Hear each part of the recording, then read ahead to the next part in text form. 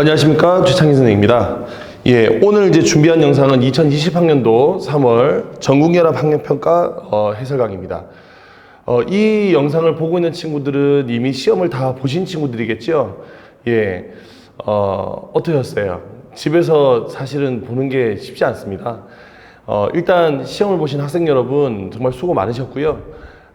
이게 원래 같으면 학교 가서 친구들과 함께 부딪혀 가며 옆에서 시험지 넘어가는 소리 들으며 그리고 선생님의 감독하에 주변 친구들과 함께 이래 두런두런 시험 보는 게 맞는데, 이게 어쩌다 보니까 이렇게 집에서 보게 되고, 집에서 보게 되니까 사실상 이렇게 현장감 이런 건 잘 느껴지지 못했죠. 다만 사실은 또 이제 친구들하고 같이 또 보게 되다 보면 자연스럽게 집중력도 올라가는 부분도 분명히 있는데, 이게 집중력을 아마 가지기가 쉽지 않았을 것이라 생각합니다. 그러다 보니까 뭐 지문이 그렇게 어렵지는 않았어요. 그러니까 물론 이제 몇몇 지문들이 뭐 당연히 난이도 조절을 위해서 까다롭게 출제된 건 맞지만, 이전에 지금 나오던 뭐 수능 시험이나 평가원 시험에 나왔던 문제들 치고는 사실은 그렇게까지 어려운 시험이냐, 그건 아니었을 것 같고요. 그 다음에 또 뭐 EBS든 아니면 뭐 다른 뭐 사이트든 등등등 이렇게 열심히 이제 그 커트라인이 나오는데, 등급컷이 나오는데, 거기는 등급컷은 원래 정상적으로 시험을 봤으면 그 등급컷이 나오는 게 맞아요.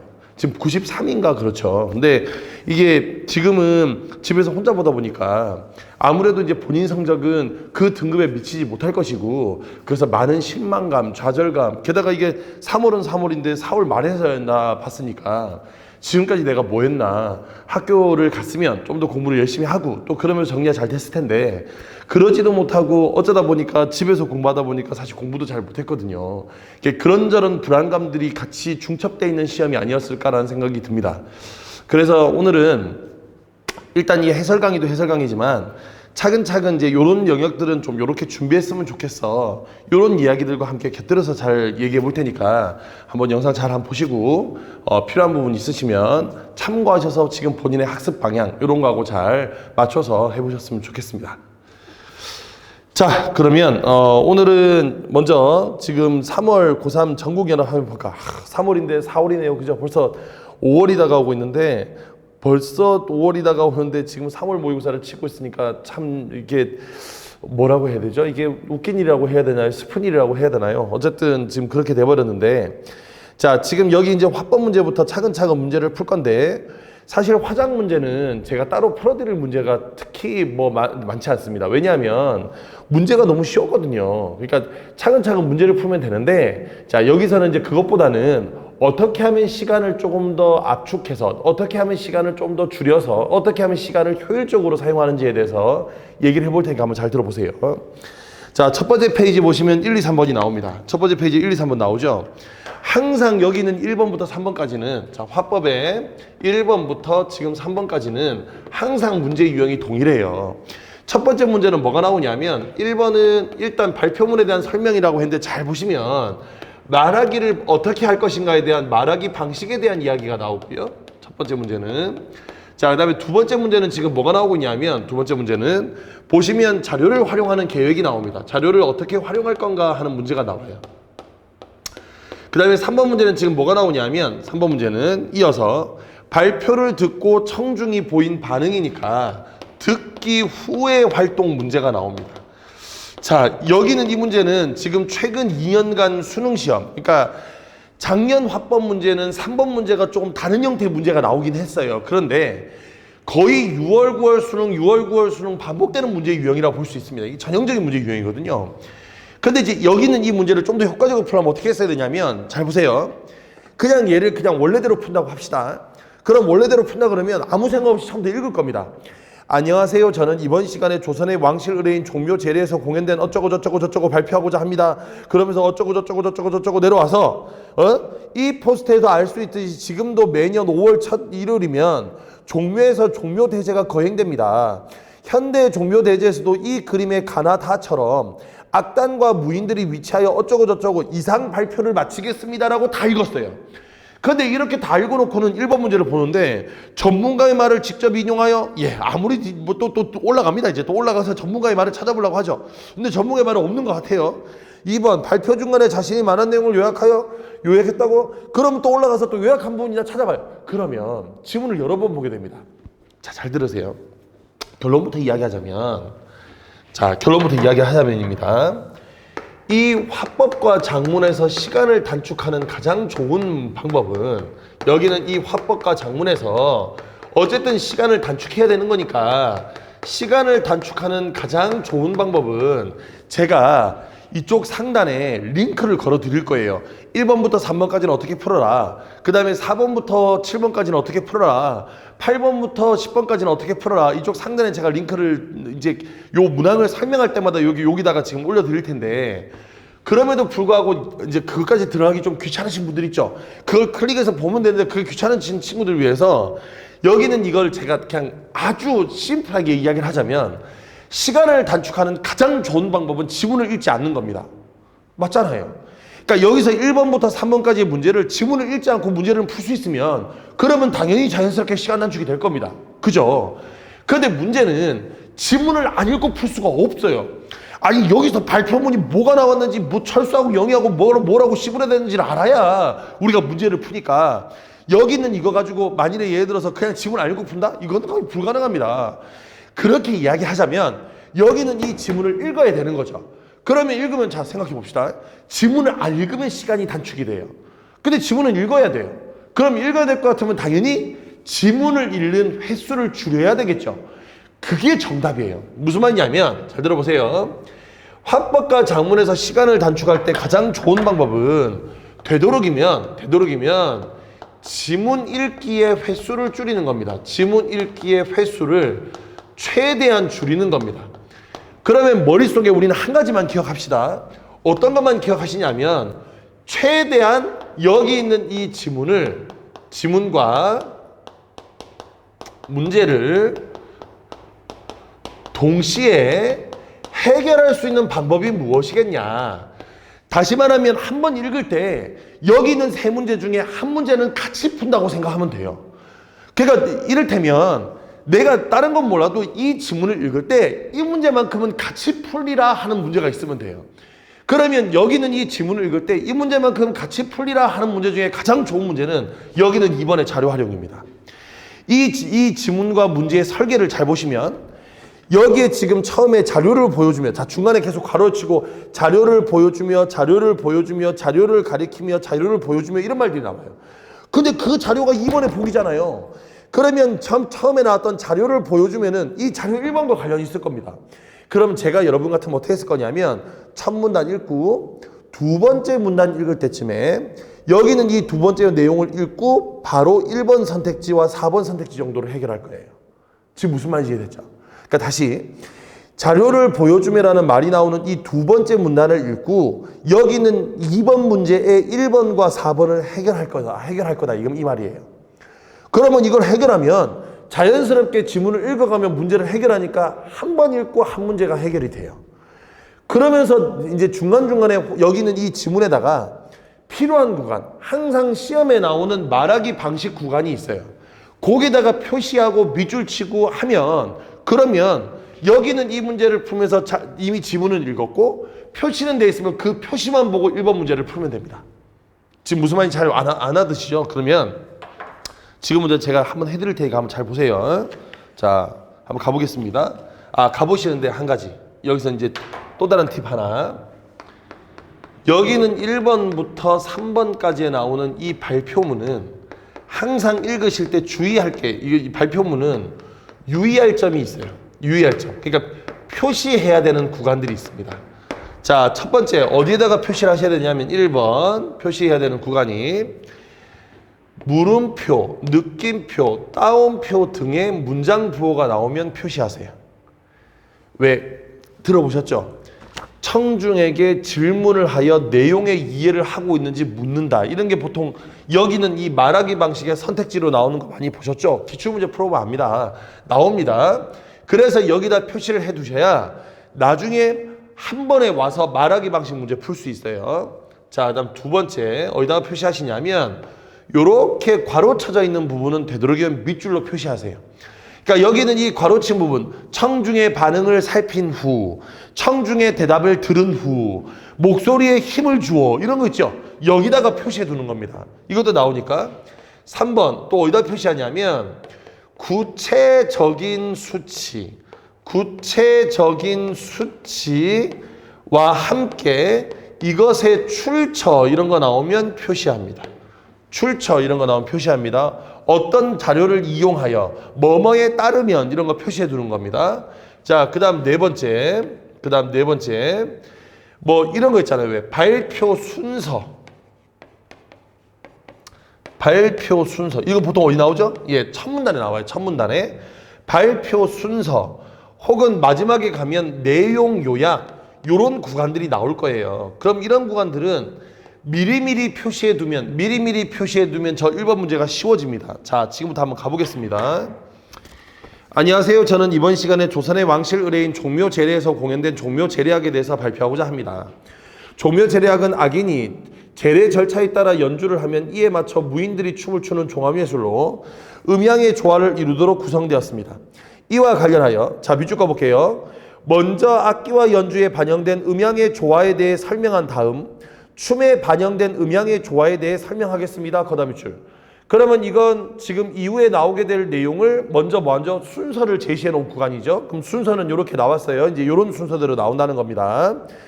종묘제례학은 연주가 시작될 때 축을 3번 칩니다. 자료를 보여주면 화면을 보시죠. 네모난 절구통처럼 생긴 악기가 바로 축입니다. 축은 방망이를 잡고 아래로 쿵쿵쿵 3번 두드려서 연주하는 것으로 양을 상징합니다. 그럼 이 자료의 아래쪽에 있는 호랑이 모양의 악기는 무엇일까요? 이것은 어인데 연주가 끝날 때 사용했습니다. 여기 호랑이의 머리가 보이시죠? 연주자는 채로 머리를 3번 친 다음 등을 3번 긁었습니다. 이 악기는 음을 상징하며 축과 조화를 이룹니다. 자, 여기까지 읽는 겁니다. 요렇게 읽고 자료 1번 보세요.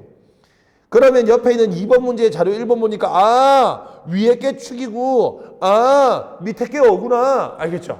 그러면 이 상태에서 2번에 1번을 보면 축과 어의 모양과 연주 방법을 설명한다. 1번 맞는 말이죠? 그러면 1번을 지우세요. 1번을 지우는 겁니다. 그러면 2번하고 3번은 건너뛰고 4번 볼게요. 상월대와 하월대에서 사용하는 축과 어가 만들어진 유래를 제시한대. 그런데 여기서는 축과 어가 만들어진 유래가 없는 것 같은데? 게다가 심지어 자료 2번을 보시면 뭐 여러 가지 뭐 그림 같은 거 나오는데 요거는 그 다음 문단에 나올 테니까 일단 4번이 답일 것 같아. 그럼 거기다 체크해 두시고 세 번째 문단 읽는 겁니다. 세 번째 문단.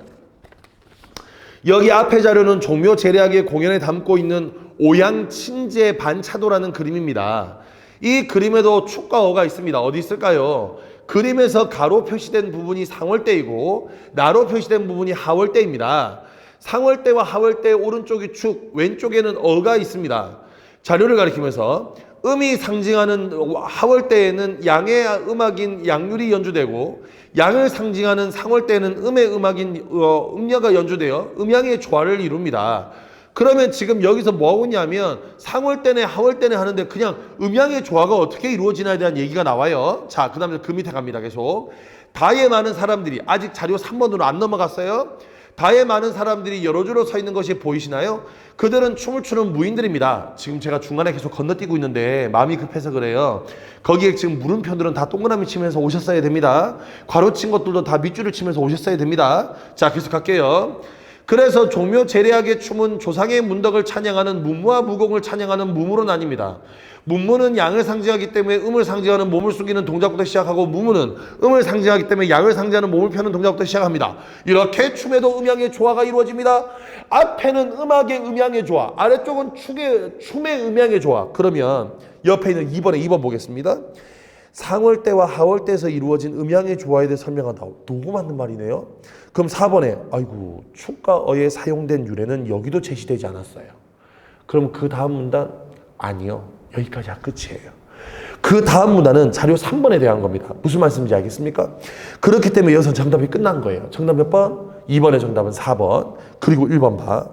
그리고 1번은 쓱 봤더니 1번에 정답은 3번. 우리 저 앞에 순서에다 밑줄 치고 왔잖아요. 이해가 됐죠? 그러면 이렇게 한 번 읽는 걸로 문제 두 문제가 동시에 해결이 됐어요. 그럼 이렇게 해결하면 당연히 시간이 단축이 되겠죠. 그래서 화법과 작문에서 시간을 단축하는 방법은 최대한 지문 읽기 횟수를 줄이는 겁니다. 이해가 되셨습니까? 자, 그러면 듣기 후 활동 3번은 자 보세요. 이 듣기 후 활동에 관련된 이 문제는 결국에 보기를 활용하는 문제입니다. 즉 무슨 말씀이냐? 지문은 필요 없어요. 이 보기가 답의 근거가 되는 거예요. 그러면 더 보지 말고 여기는 이 보기만 보고 해결하는 겁니다. 자, 3번 볼게요. 3번. 자, 청자 1번입니다. 얼마 전에 종묘 재래악 공연을 영상으로 봤어. 그때 미처 알지 못했던 내용을 발표를 통해 알게 되었어. 축과 이외에 다른 학계들에서 설명했다면 더 좋지 않았을까? 자, 그러면 이 3번의 1번. 청자 1은 새로운 사실을 알게 된 거. 왜? 여기서 그때 미처 알지 못했던 내용을 발표를 통해 알게 되었대. 그래서 축과 이외에 다른 것도 알았으면 좋겠다는 거야. 그럼 이 모든 것에 대해서 긍정적으로 생각하고 있는 거 맞지요? 그런데 문제는 4번에 내용의 타당성에 대한 의문을 제기한 게 아니지. 내문의 타당성에 대한 의문을 제기한다는 말은 이 말이 맞냐 아니냐인데 그게 아니라 더 알아볼까? 이런 거에 대한 질문이니까 4번은 틀렸네.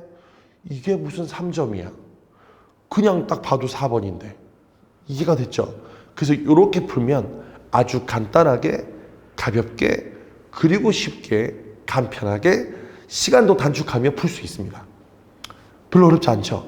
그래서 아까 전에 제가 링크 띄워드린 거 다시 한 번 더 확인해 보시고 한 번 더 연습을 몇 차례 더 하시면 화법 같은 경우에는 이렇게 시간을 좀 더 줄일 수 있다 하는 거 잘 기억하시면 좋겠습니다. 자, 그럼 다음 페이지 넘어가서 4번, 5번, 6번, 7번으로 가겠습니다. 4번, 5번, 6번, 7번. 자, 이 4번, 5번, 6번, 7번은 여기는 이 4번, 5번, 6번, 7번은 항상 제시문이 두 개가 나와요. 그러니까 지금 이제 아시는가 모르겠지만 여기는 이 4번부터 7번까지는 사실은 화법적 요소 일부와 작문적 요소 일부가 들어가 있습니다. 그러면 제시문도 항상 몇 개가 나온다? 그래서 두 개가 나온다. 자, 보시면 가는 대화를 나누고 있는 거니까 화법적 요소가 되는 거고요. 나는 글을 써놓은 초고니까 당연히 작문적 요소가 됩니다. 그러면 여기는 이 두 가지를 융합해서 물어보는데, 자, 이때 여러분이 하실 일은 뭐냐면, 자, 보세요. 이 가나를 다 읽고 4번 문제를 보면, 가나를 다 읽고 4번 문제를 보세요. 이 4번 문제, 나가 필요합니까? 나가 필요 없죠. 근데 가나를 다 읽고 4번을 오면, 다시 기억을 읽으러 가야 돼요. 자, 아까 내가 했던 말 떠올려 볼게. 화법과 작문에서 시간을 단축하는 가장 좋은 방법은 지문을 어떻게 하면 덜 읽게 되나, 한 번이라도 덜 읽을 방법이 있는가 하는 게 여러분의 목표가 돼야 된다고. 이해가 됐어? 그러면 제시문을 이렇게 두 개로 이렇게 나눠놓고 여기는 이걸 어떻게 하냐면, 자, 항상 생각해야 돼. 문제를 먼저 확인하여 이 문제가 가가 필요한 문제인지 아니면 나가 필요한 문제인지를 나눠. 자, 4번 문제 보세요. 4번 문제와 5번 문제는 4번 문제와 5번 문제는 둘 다 가를 필요로 하는 거지. 그럼 가 읽고 해결하면 돼. 그러면 뒤에 있는 6번하고 7번은 보세요. 6번하고 7번은 가를 바탕으로 나를 작성했다고 했지만 결국에 이거는 나의 내용으로 적합한 걸 묻는 거고요. 7번은 나 뒤에 마지막 문단에 집어넣는 거니까 결국 6번, 7번은 모두 여기에 필요한 문제입니다. 그러면 이렇게 나눠놓고 문제 푸는 거예요. 무슨 말인지 알겠죠? 이렇게 나눠놓고 푸는 겁니다. 자, 그러면 이 중에서 4번하고 5번 중에서 내가 나 같으면 어떻게 쓸 거냐? 기역, 니은, 디귿, 리을, 미음 나오니까 읽으면서 기역 나오면 4번에 1번, 니은 나오면 4번에 2번, 디귿 나오면 4번에 3번 이렇게 갈 거야. 그러면 금방 해결된다니까? 자, 다만 기역과 니은 사이에 공간이 이렇게 텅 비어 있는 거 봐서 자, 생각해봐. 너네가 출제위원이라고 생각해봐. 그러면 기역과 니은 사이에 나오는 학생 2, 3, 학생 2, 1, 3, 2 여기는 이 대화가 어디에 문제거리로 사용됐겠니? 그래, 5번 문제에 문제거리로 사용된다니까? 왜냐하면 기역, 니은, 디귿, 리을, 미음 밑줄 꺼놨으니까 이걸 가지고 5번 문제를 또 내진 않겠지. 이미 위에 4번 문제에서 물어봤는데. 조금만 마음을 열고 출제자가 왜 여기다가 밑줄을 쳤을까? 지문을 왜 이렇게 구성했을까 생각해보면 답이 아주 나와요. 그러면 이 말은 무슨 말이냐면 잘 들어보세요. 내가 여러분 같으면 기억을 읽고 4번, 1번을 해결할 겁니다. 그 다음에 그 뒤에 2, 3, 2, 1, 3, 2 학생 2번, 학생 3번, 학생 2번, 학생 1번, 학생 3번, 학생 2번 여기는 이 대화를 읽고 5번 문제에서 걸러낼 수 있는 선택지 몇 개를 날려버릴 거예요. 그리고 니은 와가지고 다시 4번에 2번으로 돌아갈 겁니다. 어려워 보이지만 할 수 있어요. 우리는 뇌가 있잖아요. 이해가 됐죠? 우리는 뭐가 있다고요? 뇌가 있잖아요. 뇌가 있죠? 그죠? 자, 그럼 한번 가보겠습니다. 교지 담당 선생님께서 교지의 건강상식 코너에 그 글을 우리 의학 동아리에 써주었으면 좋겠다고 하셨거든. 자, 그러면 이게 4번에 1번. 회의 안건을 제시하게 된 이유는 교지 담당 선생님께서 이렇게 했으면 좋겠다. 예, 4번에 1번 맞네요. 4번에 1번 날리고. 그래, 좋아. 그럼 먼저 글의 제재부터 정하도록 하자. 나는 요즘 유행하고 있는 독감을 글감으로 삼았으면 좋겠는데 너희들 생각은 어때?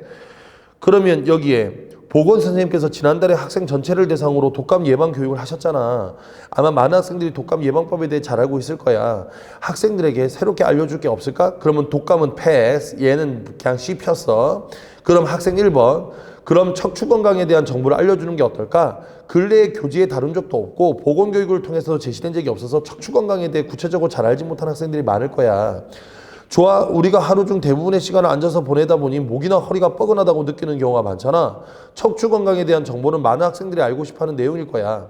근데 너무 어렵지 않을까? 전문적인 용어나 개념들이 많으면 학생들이 이해하기 힘들 거야. 자, 1번 갑니다. 학생 1번에 척추 건강에 대한 정보를 알려주자고 한 것은 학생 2번의 발언을 고려하여 봤더니 학생 2번이 그랬잖아. 뭔가 새롭게 알려줄 건 없을까? 그럼 척추 건강이 어때? 그러니까 1번 맞는 말. 그럼 학생 3번은 1번의 제안에 동의한 것은 척추 건강에 대한 정보가 독자의 관심을 끌 수 있다고 본 거 맞고, 학생 2번이 내용의 수준을 언급한 것을 보아 독자의 이해를 고려한 거래. 맞잖아. 이해하기 힘들 거야. 그러면 5번에 1번, 2번, 3번은 다 날아가는 겁니다. 그리고 1번, 2번, 3번이 날아가는 순간 여러분은 생각이 번뜩 나야죠. 아, 4번, 5번은 여기 없는 거야. 이해가 됐죠? 4번, 5번은 여기 없는 거야. 자, 계속 한번 가보겠습니다. 계속 가볼게요. 자, 척추 건강에 대해 알려주는 전문 잡지의 기사와 텔레비전 프로그램을 본 적이 있는데 모두 특별히 어려운 내용은 없었어. 자신의 경험을 토대로 상대방의 우려를 해소하고 있다. 맞는 말이죠. 4번에 2번 날리세요. 좋아. 그럼 이제 어떤 내용으로 구성할지에 대해 이야기해보자. 얼마 전에 척추질환을 앓고 있는 청소년들의 수가 증가하는 추세를 보인다는 기사를 읽었어. 앞서 논의된 내용을 자신이 제대로 이해했는지 확인하는데 뭔 개소리야. 4번의 정답은 3번이지, 그지? 그러면 4번의 정답은 3번으로 끝났어. 이제 우리는 5번만 풀면 되는 거야. 이를 활용하여 글의 시작 부분에서 척추질환의 원인을 알고 예방하기 위한 노력이 필요하다고 말하자. 그러면 여기서 그래, 그런 다음에 어떤 내용이 이어져야 할까? 척추질환의 원인부터 구체적으로 설명해야 되지 않을까? 맞아. 학생들의 생활 습관에 초점을 맞춰 원인을 설명하는 게 좋겠어. 자, 4번 보세요. 학생 3이 척추질환의 원인을 알아야 한다는 것은 학생 2번에 제한이 지닌 한계를 보완한 게 아니라 그 제한에 대해서 답변한 거잖아. 야, 어떤 내용으로 구성할지 이야기해보자. 얘들아, 이걸 가지고 해보는 게 어때? 하면서 나온 게 원인과 예방 이런 것들이 필요하다고 시작을 했으니까 이 말에 대한 한계점을 제시한 게 아니라 그 말에 대해서 이렇게 하자라는 구체적인 방안을 제시한 거지. 그래서 5번의 정답은 4번이야. 한계점이 아니라 구체적인 방안이라고 해야 돼. 자, 그래서 5번의 정답은 4번이 되는 거고요. 그래서 맞아. 그런 원인을 생활 습관에 초점을 맞춰서 원인을 설명하는 게 좋겠어. 척추 건강은 생활 습관과 관련이 깊기 때문에 그렇게 쓰면 학생들이 생활 습관을 점가하는 데 도움이 될 거야. 상대방이 지니진 효용성에 대해서 언급하고 있는 거 맞죠? 4번에 4번. 그 다음에 척추질환의 증상에 대해서 여러 가지 알려줘야 되지 않을까? 그보다는 제시된 원인을 바탕으로 척추질환 예방하는 방안을 제시해야 글의 그림이 자연스러울 거야. 자, 하나는 뭐냐면 증상을 알려줘야 하는데 증상은 씹혔어. 대신에 뭐 하자고? 여기서 원인을 바탕으로 척추질환을 예방하는 방안을 시작을 했더니 그건 오케이. 그래서 4번에 5번은 맞는 말이 되는 겁니다. 됐죠? 그럼 벌써 가를 읽고 우린 4, 5번을 다 풀었어요. 자, 그러면 나를 읽고 이제 6번과 7번을 풀 건데 한번 읽어볼게. 한 조사기관에 따르면 해마다 척추질환으로 병원을 찾은 청소년들이 연평균 5만 명에 이르러 그 수가 지속적으로 증가하고 있다. 자, 한 조사 지워버렸네. 아까 얘기했죠. 구체적인 수치 뭐 그 다음에 뭐 출처 이런 거 나오면 밑줄 치라고. 한 조사기관에 따르면 밑줄. 여기서 병원을 찾은 청소년들이 연평균 5만 명에 이르면 밑줄. 청소년의 척추질환은 성장을 저해하고 학업의 효율을 저하시킬 수 있다. 그렇기 때문에 적절한 대응 방안이 마련되지 않으면 문제가 더욱 심각해질 것이다. 따라서 밑줄 꺼볼게. 청소년 척추질환의 원인을 알고 예방하기 위한 노력이 필요하다. 그 다음 밑줄 꺼봐. 이게 순서지. 처음에 뭐가 나오고 원인, 뒤는 뭐 예방하기 위한 노력. 원인과 노력이 나오는 거야. 자, 그러면 원인과 노력이 나와. 아까 전에 뭐는 하지 말자 그랬니? 증상 같은 건 쓰지 말자 그랬지, 그지? 그런 건 필요 없다고? 6번에 1번 같은데 좀 더 가볼게. 전문가들은 안전자재에서 전문가들은 거다 밑줄. 척추에 가해지는 하중에 서 있는 자세에 비해 1.4배 정도 크기 때문에 1.4배에다가 밑줄. 척추 건강에 적신호가 커질 가능성이 매우 높다고 말한다. 또한 전문가들은 청소년들의 운동 부족도 청소년 척추 질환의 원인이라고 강조해. 그래서 근력 운동이 필요하대. 그런데 실제로 질병관리본부의 조사에 따르면 거다 밑줄. 밑에 보면 33% 여성이 약 9% 거다 밑줄. 됐죠? 그럼 이거 원인 제시한 거고 구체적인 수치, 출처 다 밝혔어. 그래서 예방할 수 있는 방법은 뭘까? 첫째 동그라미, 저기 중간쯤에 둘째 동그라미. 그러면 첫째와 둘째를 통해서 뭐 한다고? 이런 걸로 예방을 해보자야. 그러면 이런 걸로 예방을 해보자니까 자 6번에 정답은 정말 1번인가 알 수 있죠. 그죠? 2번에 운동법도 제시했고요. 연평균 이론 제시했고요. 그 다음에 이거에 대해서 많이 발생하는 원인 설명했고요. 그 다음에 올바른 생활습관 안내한 것도 맞지. 정답은 1번이야. 증상은 알려주지 않았으니까. 7번에 보기를 바탕으로 나의 끝부분에 새로운 문단을 이어쓴다고 할 때 그 내용으로 가장 적절한 걸 찾으래. 그러면 자 거기다 밑줄 한번 꺼볼게. 청소년들에게 중요한 이유를 제시하고 척추 건강을 위한 노력을 강조하는 내용 거기다 밑줄 꺼봐. 청소년들에게 중요한 이유를 제시하고 척추 건강을 위한 노력을 강조하는 내용 거기다 밑줄 한번 꺼보세요. 그러면 그게 뭐가 되냐면 조건 중에서 내용 조건이 돼. 거다가 1번 달고 내용 조건이라고 해보자. 그 다음에 내용 조건은 크게 두 가지였어. 청소년들의 중요한 이유를 제시하고 한 다음에 끊어봐. 그러면 크게 두 가지가 있네. 내용 조건은 크게 두 가지가. 그 다음에 마지막에 뭐가 나오냐면 표현 조건이 나와. 조건은 두 가지야. 내용 조건과 표현 조건. 이때 표현 조건이 뭐냐 하면 거기 비유적 표현이란 말에 밑줄 쳐보세요. 그러면 여기에 비유법이 들어가야 돼. 오케이, 비유법이 들어가야 돼. 그러면 내용은 앞쪽은 중요한 이유 하나, 뒤쪽은 뭐라고? 그런 노력을 강조하는 거 하나. 그러면 1번에 직장인들도 틀렸어. 2번은 뭐가 나와? 학업의 효율성을 높일 수 있대. 이건 중요한 이유. 그래서 꾸준한 운동하는 습관, 중간에 우리 몸에 있는 보배. 그럼 보배. 보배가 뭐야? 예, 비유가 들어있죠. 그죠? 그래서 7번의 정답은 2번이 되겠네. 간단하지. 예? 그럼 3번은 왜 틀렸게? 예, 3번은 여기에서 몸은 가장 중요한 기관이야. 방치할 경우 이렇게 하도록 유의하지. 청소년들 얘기도 없고요. 비유도 없어요. 4번은 고정된 자세를 오래 유지하거나 몸을 움츠리는 것은 척추 건강에 독이 된대. 여기서 중요한 이유는 제시한 적이 없습니다. 그래서 중요한 적 없고요. 그게 청소년들은 뭔지 모르겠고요. 독이 된다 정도의 비유적 표현은 있네요. 5번은 봤더니 제일 좋은 보약이다. 비유적 표현은 있는데 여기서 처음부터 뭐냐면 꾸준한 운동하는 것이 중요하다니까 청소년들에게 중요한 이유가 빠졌어요. 그래서 이래저래 다 빠지니까 정답은 2번이 되겠습니다. 다 됐죠? 정답은 2번입니다. 자, 8번부터 10번 한번 가보겠습니다. 8번부터 10번.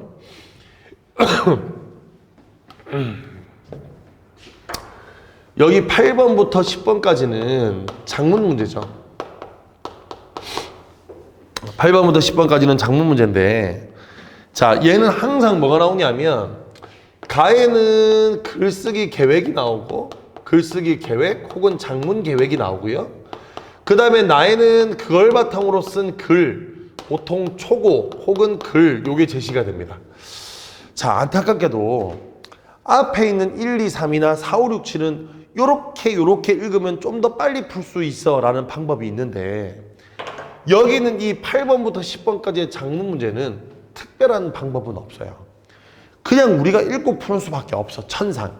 그러니까 읽고 풀긴 하는데 다만 그러니까 나를 읽어야지 그러니까 나를 읽을 때 뭘 해야 되냐면 여기 있는 이 나를 각각 문단별로 어떻게 내용이 구성되어 있는지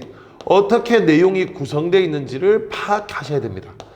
그래야 문제를 조금 더 쉽게 풀 수 있어. 다시 한 번 더. 여기는 이 초고나 글은 반드시 어떤 구성이 들어있어. 그 구성을 파악해야 돼. 그러니까 쉽게 말하면 문단별 중심 내용 찾으라 이 말입니다. 알겠죠? 문단별 중심 내용을 찾아봐라. 문단별 중심 내용을 찾아봐라 이 얘기야. 그러면 그렇게 찾으면 문제가 만들어질 테니까 읽고 한번 풀어보겠습니다. 자, 가에 있는 학생의 메모를 가면 여기에 장문 상황이라고 나오는 거 있죠, 그죠? 목적, 주제, 예상, 독자 다 나옵니다. 이런 거 다 확인하셔야 됩니다. 여기는 이거 글쓰기 계획 그냥 대충 보고 가시면 안 돼요. 요거 중요합니다. 알겠죠? 중요하기 때문에 여기는 이 글쓰기 계획 절대 빠뜨리시면 안 됩니다. 예, 학교 학생들을 대상으로 해서 게임 중독세를 도입하지 않아야 한다는 그런 내용의 글을 쓸 거야. 자, 그러면서 독자 분석에 기억과 니은이 나오네. 기억은 게임 중독세가 무엇인지 잘 모른다 이거였고요. 그 다음에 니은의 내용은 뭐냐면 나와 상반된 입장. 나와 상반된 입장은 뭐겠니? 게임 중독세를 도입하자겠지. 게임 중독세를 도입하자인 거야.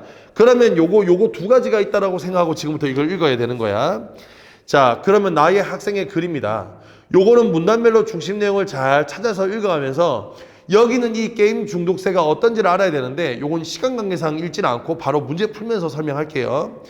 8번의 기억과 니은을 고려하여 나를 작성한다고 할 때 나의 활용된 글쓰기 전략이야.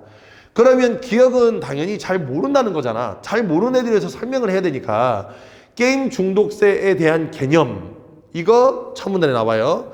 게임 중독세를 도입하려는 목적 이것도 첫 문단에 나와요. 이걸 제시해 주는 거야. 잘 모르니까. 이번에 게임 중독세 도입에 대한 논의가 시작된 배경으로 세계보건기구의 결정 이것도 첫 문단에 나와. 그래서 1번, 2번은 다 첫 문단에 있어. 3번 니은을 고려하여 게임 산업을 카지노, 복권 산업과 같은 사행 사업으로 분류한 것은 법적 근거 없음을 밝힌다는데 자, 지금부터 어딜 갈 거냐면 위에서부터 세 번째 문단을 한번 읽어볼 겁니다. 잘 보세요. 게임 중독세는 게임 업체의 조세 부담을 과도하게 지우는 것이다. 거다밑줄. 그러면 지금 여기서 포인트는 조세 부담이 문제인 거야. 왜 세금을 이렇게 많이 매기냐 이거야. 게임 업체는 이미 매출에 상응하는 세금을 납부하고 있는데 여기에 게임 중독세까지 내라고 하는 것은 지나치다. 카지노, 복권 등 사행 사업을 대상으로 연 매출의 일부를 세금으로 추가 징수하는 사업이 있긴 하지만 게임 사업은 밑줄 그어볼게. 게임 사업은 문화 콘텐츠 사업이지 사행 사업이 아니다는 거야. 자, 그러면 잘 생각해봐. 지금 이 세 번째 문단에서 하고 싶었던 얘기는 카지노나 복권은 사행 사업이니까 세금을 많이 걷어도 돼. 그러니까 복권으로 당첨이 돼서 세금 많이 걷어도 돼. 카지노로 돈 벌어서 세금 많이 걷어도 된다니까? 그런데 게임 사업은 왜 이렇게 세금을 많이 걷냐 이거야. 사행 사업이 아닌데. 그럼 그 말은 무슨 말인지 알겠죠? 한 번도 게임 사업을 사행 사업으로 분류한 적이 없어요. 사행 사업으로 분류한 게 아니라 사행 사업인 것처럼 조세를 부담하는 게 문제다 하는 거야. 그러니까 8번에 3번은 복권과 같은 사행 사업으로 분류한 것은이 아니라 게임 사업을 카지노 복권과 같은 사행 사업처럼 조세를 부담하는 것이라고 해야 돼. 사행 사업처럼 조세를 부담하는 것은 법적인 근거가 없다. 이렇게 돼야 되는 거야. 이해됐어? 그래서 8번 문제 정답은 3번입니다. 이해됐죠? 그러니까 한 번도 거기에 분류한 적이 없어. 똑바로 잘 읽어야 돼. 똑바로. 가장 중요한 건 작문은 실수하지 않아야 됩니다. 오해하거나 착각하면 안 되니까 대충 읽고 내가 지금 받아들여지는 대로 그냥 무작정 해석하면 안 되는 거야. 무작정 해석은 안 돼. 이해가 됐죠? 예, 무작정 해석은 안 돼요. 그래서 8번 문제 정답은 3번이고요. 자, 9번 문제 갑니다. 보기를 근거를 찾아 A를 반박하는 글이야. 자, 거기 9번 문제다 별표 한번 쳐볼까? 여기는 이 9번 문제는 문제 유형만 잘 배워놓으면 되게 쉬워요. A로 B를 비판한대. 그러면 A로 B를 비판하려면 당연히 누구의 생각이 중요하겠니? A하고 B 중에 당연히 A의 생각이 중요할 거야. 내 입장에서 볼 때 넌 그게 잘못됐어. 이렇게 얘기하는 거지. 네 입장에서 볼 때라고 얘기하지 않아. 그렇기 때문에 이 비판 문제는 일단 비판하는 이 주체의 생각이 중요한 거야. 그러면 이 문제대로 설계를 한 걸 찾으면 이렇게 돼요. 보기가 뭐에 대해서 반박하고 있냐면 A에 대해서 반박하고 있어. 그러면 보기가 A를 반박하려면 누구의 생각이 중요하다고? 보기. 누구의 생각이 중요하다고? 보기. 누구의 생각이 중요하다고? 보기의 생각이 중요하다고. 자, 그럼 보기 보세요. 게임 중독으로 인한 사건이 끊이지 않으면서 게임 중독에 대한 사회적 차원의 대책이 필요하다는 목소리와 함께 게임 업체에 대한 비난의 목소리도 높아지고 있다. 게임 중독이 게임 자체에서 비롯되는 것임에도 불구하고 게임 자체에 이에 대한 뭘 하지 않는다고? 밑줄 까볼게. 사회적 책임을 지지 않고 있다는 것이다. 거다 밑줄. 그래서 사회 문제 해결에 필요하다. 거다 밑줄. 그러면 결국 게임이 여기서 세금을 이렇게 내야 되는 이유는 뭐 때문에? 사회적 책임을 져야 되기 때문인 거야. 그러면 보기를 근거로 A를 반박하면 어떻게 되겠어? 사회적 책임을 져야 한다. 사회적 책임을 져야만 된다라는 얘기가 나와야 되겠지. 그러니까 정답이 1번인 거야. 사회적 책무를 다함으로써 이 말이 나와야 되는 거야. 여기는 보기의 생각이 중요한 거야. 얘가 얘를 비판할 거니까. 이해가 됐죠? 그래서 얘의 생각이 중요하다고. 게임은 사회적 책임을 다하지 않는다라는 이 보기의 생각을 그대로 받아와서 비판을 해야 되니까 선택지에 사회적 책임을 다해야 한다라는 말이 나와야 되는 거야. 그래서 9번 문제 정답은 1번이라고. 아시겠죠? 자, 10번 문제 갑니다. 다음은 보기를 B를 고쳐 쓰는 과정의 일부이다. A에 들어갈 내용으로 가장 적절한 것은 그랬어. 그러면 이거 뭐냐? 앞에 있는 B하고 여기는 보기하고 우리가 흔히 틀린 그림 찾기라고 하죠. 근데 틀린 그림 찾기는 틀린 말이고 다른 그림 찾기라 그래야 돼.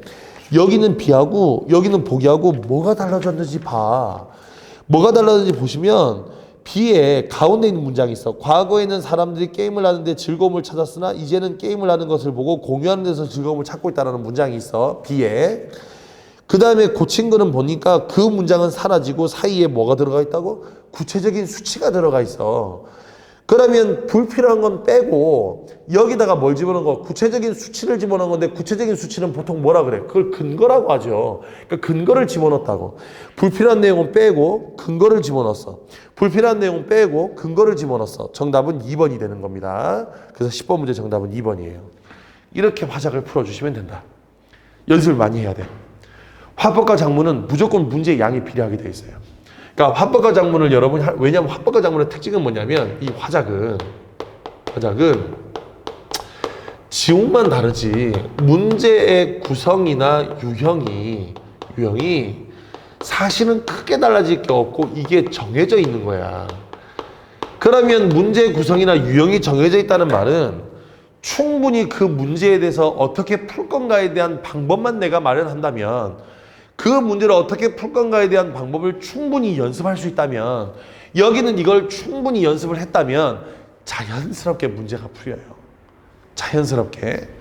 그러면 자연스럽게 문제가 풀리니까 이 문제 구성이나 유형에 대한 건 충분한 연습량이 필요하다. 그래서 문제의 양을 최대한 늘려서 문제를 푸는 게 제일 좋아. 그러니까 이따가 문법도 얘기하겠지만 화법과 작문과 문법은 무조건 문제의 양에 비례하게 돼 있어.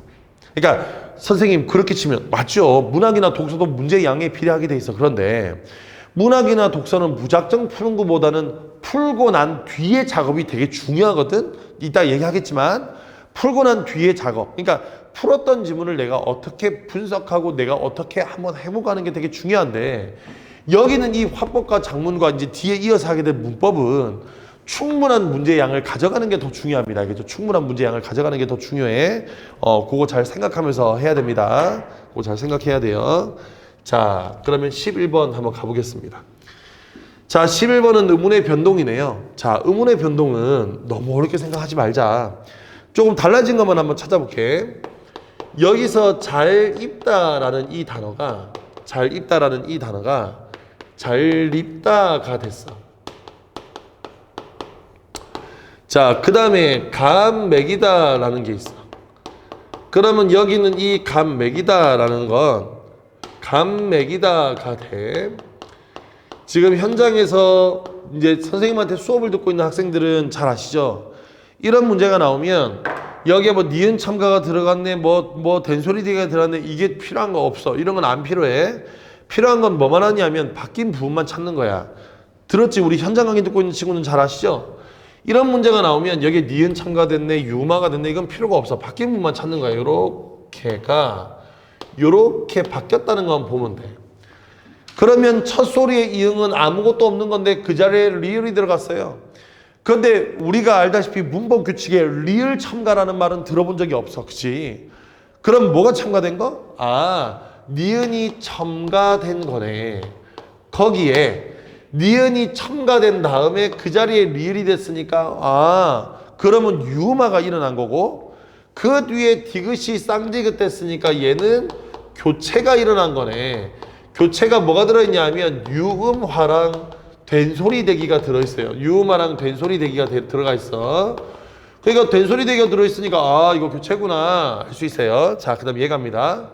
여기서는 자 비읍 시옷에서 뭐가 빠져나갔어? 시옷이 떨어져 나간 거지, 그지? 그러면 자음군 단순화는 탈락이잖아.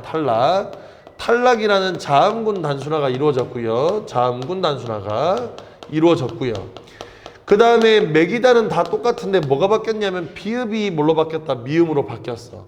그래서 뭐가 일어났냐면 교체가 일어났는데 얘는 비음화야. 자, 내가 지금 아까 했던 얘기 다시 들어봐.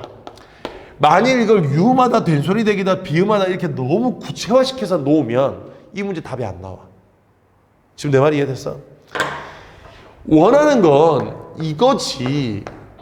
구체적인 현상이 뭐가 일어난지를 원하는 게 아니야. 얘는 둘 다 지금 뭐가 일어났냐면 둘 다 교체가 일어났어요. 이해가 됐죠? 그러면 교체가 일어났으니까 1번, 2번, 3번 중에 하나가 답인 거야. 4번, 5번이 아니라. 그러면 1번, 2번, 3번 중에서 교체가 일어난 거 찾으래. 그러면 책 넣는다의 히읗은 디귿으로 바뀐 다음에 니은으로 바뀌잖아. 그러면 이건 음절의 끝소리 규칙이 일어난 거고 그 다음에 여기에 뭐가 됐냐면 비음화가 되었어. 그러면 교체가 두 번 일어났네. 정답은 1번. 2번은 히읗이 뭐 한 거야? 히읗이 탈락했지. 그럼 탈락 하나 들어가 있고요. 약이라는 글자에 니은이 들어갔으니까 니은 첨가 두 개가 들어있는 거야. 탈락 하나, 첨가 하나, 땡.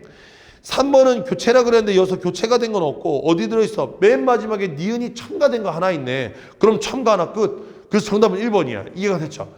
그래서 얘는 이렇게 굵직굵직하게 어떻게 변했다만 기억하면 되지. 이 뒤에 들어가 있는 세분화된 건 굳이 물어보지 않으면 굳이 찾을 필요가 없어요. 이해가 됐죠? 그래서 요렇게 어디가 바뀌었는지 표시하시고 이것이 첨가가 일어났냐, 교체가 일어났냐, 탈락이 일어났냐, 축약이 일어났냐 뭐 요 정도로까지만 여러분이 분석을 하면 이렇게 의문의 변동 문제는 충분히 해결할 수 있다. 의문의 변동 문제는 충분히 해결할 수 있다. 이렇게 기억하시면 됩니다. 자, 그럼 12번 문제 한번 보겠습니다. 자, 문장을 먼저 한번 써봤어요. 자, 이거 가지고 절을 판단하는 건데, 자, 이 절 파악하는 문제는 기억합니다. 머릿속으로. 첫 번째 1번. 일단 항상 뭐부터 찾냐 하면 서술어부터 찾는 거예요. 항상 서술어부터 찾는 거예요. 2번. 서술어를 찾았으면 그 다음 주어를 찾는 겁니다. 그 다음 주어를 찾는 거예요. 3번. 그 다음 주어를 찾았으면 그 다음 목적어나 보어가 뭔지를 찾는 겁니다. 목적어나 보어가 뭔지를 찾는 거예요. 그 다음에 4번. 그러면 여기까지가 다 주성문이니까 서술어, 주어, 목적어, 보어가 다 적으니까 여기에 반드시 뭘 한다? 이게 관형언지, 부사언지를 구분해 주는데 관형언지, 부사언지를 구분해 주는데 이때 체언을 수식하는 게 관형어니까 체언을 수식하는 것만 관형어로 따로 떼가지고 우리가 분석하는 겁니다. 이것도 마찬가지로 제가 위에다가 링크를 하나 걸어드릴 테니까 반드시 요 절 파악하는 거 요 링크 보시고 여기 링크 보시고 연습하고 다시 들어오시기 바래요. 자, 그럼 문장이 이렇게 있습니다. 한번 찾아볼게. 자, 갑니다. 자, 많아요. 얘가 서술어죠. 많아요. 뭐가 많냐면 친구들이 많아요. 됐죠? 친구들이 많아요. 그럼 이때 친구들이 어떤 친구들인데 했더니 약속 시간에 늦은 친구들입니다. 그러면 여기서 약속 시간에 늦으니 뭘 꾸며준다? 친구를 꾸며주는 거니까 얘는 관형절이 되겠네요. 자, 관형절이 되겠네. 그러면 기억은 관형절이 되는 거야. 대신 보시면 자, 늦었대. 얘가 서술어야. 절도 문장이니까 똑같은 거야. 항상 서술어는 문장의 마지막에 있거든. 그럼 마지막에 있는 게 서술어니까 서술어 기준으로 가야지. 그러니까 얘는 서술어인 거야. 이 절의 서술어인 거야. 마지막은 항상 서술어야. 늦었어. 뭐가 늦었어? 누가 늦었어? 친구들이 늦었지. 그러면 주어는 생략돼 있네? 그러면 시간에는 부사어야. 약속은 시간 꾸며주는 거니까 관형어고요. 무슨 말인지 알겠죠? 문장을 이렇게만 분석하면 여기는 문제를 틀릴 이유가 없는 거예요. 자, 그럼 다시 갑니다. 어려워요. 이게 서술어예요. 뭐가 어렵죠? 마지막 문제를 풀기가 어려워요. 여기서부터 여기가 어려운 거예요. 그죠? 그러면 여기가 어려운 거니까 이거 기가 나왔어. 자, 이렇게 절이 기로 끝나는 절은 무조건 명사절입니다. 그러면 기로 끝나면 명사절인데 얘가 주어의 역할로 사용되었네. 자, 그러면 주어로 쓰인 명사절이 있는 거니까 2번도 맞는 말이죠. 자, 3번 갑니다. 3번. 자, 먹었어요. 누가 먹었어요? 내가 먹었어요. 누구와 함께? 형과 함께 빵을 먹었어요. 그럼 얘는 목적어예요. 얘는 부사어고요. 얘도 부사어고요. 그죠? 그러면 이때 빵은 어떤 빵이냐면 아버지가 주신 빵입니다. 그죠? 그러면 아버지가 주시니 빵을 꾸며주니까 얘는 관형절이 되겠네요. 그러면 여기는 이 관형절의 마지막은 항상 문장의 마지막은 서술어라고 주셨어. 서술어야. 누가 줬어? 아버지가 줬어. 뭘 줬어? 빵을 줬어. 그러면 이 자리에 뭐가 생략된 거죠? 얘 목적어가 생략된 거예요. 그러면 목적어가 생략된 관형절이 있고 명사절 없네요. 그럼 3번도 맞는 말이야. 자, 4번 한번 가볼게. 4번. 희망했어요. 누가 희망했냐면 그가 희망한 거예요. 뭐를 희망한 거냐면 지금 사는 집에서 계속 머무르기를 희망한 겁니다. 그러면 기로 끝났으니까 아까 무슨 절이래? 명사절이래. 그러면 이 명사절이 뭐 역할로 썼냐면 목적어 역할로 쓰였어요.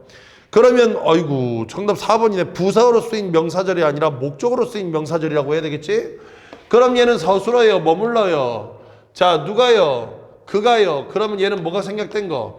주어가 생략된 거야? 부사가 생략된 게 아니라. 그러면 4번은 두 군데가 틀렸네? 주어가 생략된 여기 명사절. 그러니까 명사절은 목적으로 썼네. 다시 천천히.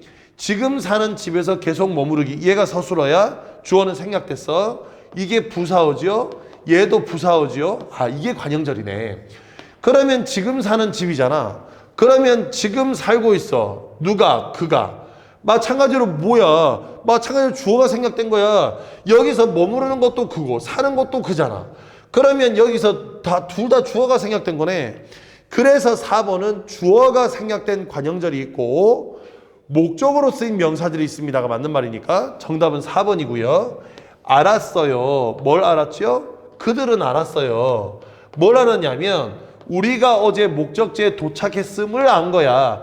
음으로 끝났으니까 기랑 똑같아. 무슨 절? 명사절. 무슨 절? 명사절. 이 목적어 역할 쓴 거고요.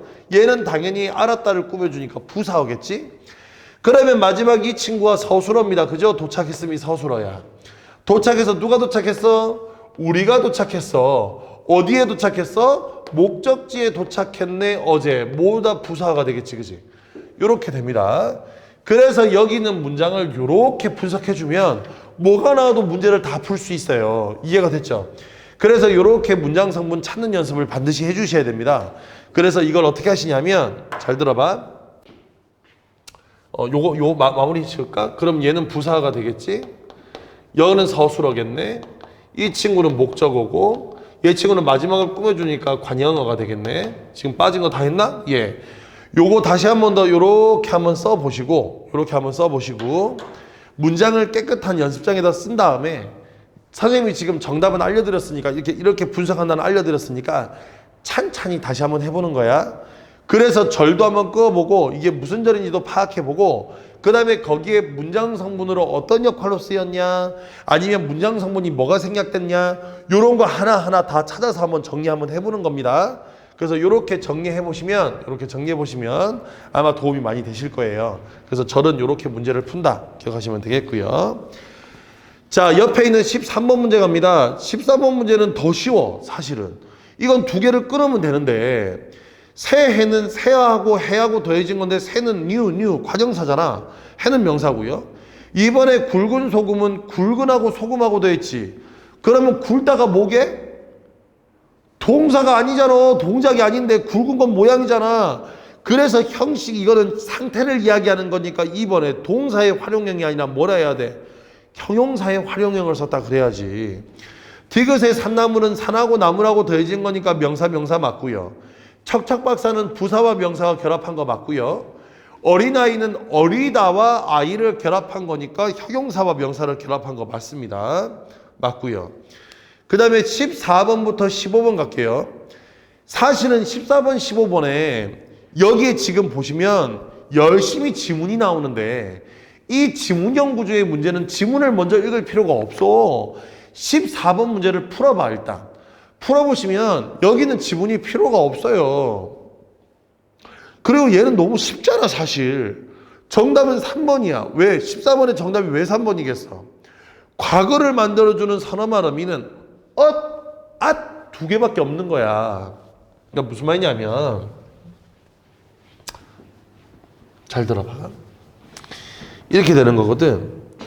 자, 첫 번째 있는 먹는다는 든이 현재를 만들어주는 거야. 여기서 잘한다는 잘하다에서 왔으니까 니은이 현재를 만드는 거야. 놓였다는 놓이다라는 말에다가 더하고 다 더한 거잖아. 그래서 과거를 만들어주는 건 어시지 엿이 아니야. 그래서 정답은 3번이라고요. 4번에 입장하겠습니다 할 때 get은 미래시야가 맞고요. 껐다 볼게. 껐다는 뭐겠어? 껐다? 예. 껐다는 꾸 플러스 어따지.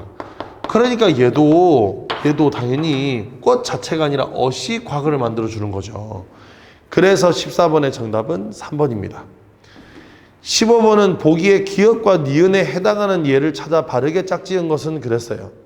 자, 그러면 기역과 니은의 예인데 기역과 니은의 예 밑에 보세요. 그러면 기역과 니은의 기역과 니은이라는 지문 밑에 보면 예시가 이렇게 생긴 게 하나가 있고, 그 다음에 또 뭐가 있냐면 이렇게 생긴 게 하나가 있고, 또 하나 뭐가 있냐면 이렇게 생긴 게 하나가 있대. 그래서 얘를 집어넣는다는 거야. 그러면 봐봐, 하나도 안 어려워. 몰라도 돼. 이거 3개 들어있는 거 찾아. 그럼 옆에 봐봐라. 옆에 너도 또 이 같하다 할 때 같하다에는 3개 중에 아무것도 없잖아. 같하다는 아무것도 없지. 이게 선어말음인데 아무것도 없어. 그러면 아무것도 없다 이거 있는 거야? 그러면 A는 아무것도 없어. A. 같하다에 하가 있잖아. 그건 지금 여기에 선택 대상이 아니잖아. 이거 셋 중에 하나 나와야 되는 거니까. 그러면 두 번째 B에 봤더니 문 나다 가운데 보이지 이거. 그러니까 B는 여기네. 그 다음에 C에 도적하더니 그래 C가 여기 있네. 하 더할 때 더가 있네.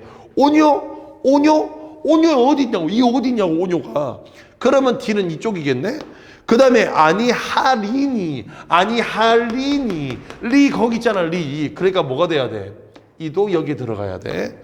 그래서 정답은 5번이야. 정답은 5번이야.